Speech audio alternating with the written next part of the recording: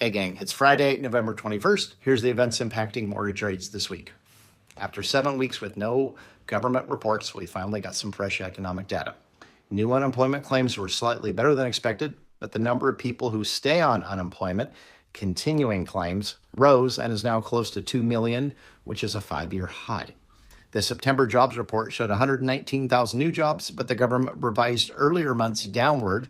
August went from 26,000 jobs to minus 4,000, and July was revised down by 7,000 jobs to 72,000. When you average the updated numbers of the past 5 months, we're only adding 38,000 jobs per month. Another way of looking at job creations, the Congressional Budget Office says the U.S. adds 99,000 households per month, meaning we're only creating about 1/3 of the jobs needed for household formation growth. And it's this general decline in jobs that's incentivizing the Fed to cut rates. Jobs over inflation is the current mantra. In looking at the stock market, worries about whether AI spending will pay off in the long term continued again this week from last week. Both the Dow and NASDAQ dropped nearly 1,000 points this week, though today the markets finished on a high note. Now I want to look at the Fed rate cut expectations. Wall Street's odds for a Fed rate cut are swinging wildly. Yesterday it was 39%. Today it's 69%, and a month ago it was 98%. Why the sudden jump?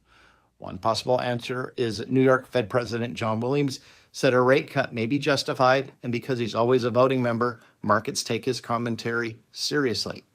Currently, we have 4 Fed members leaning towards cutting, while 8 members lean towards pausing, confirming the growing division within the Fed about next month's Fed meeting.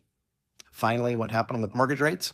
Despite all the market volatility, mortgage rates barely move, but they did drop slightly from last week.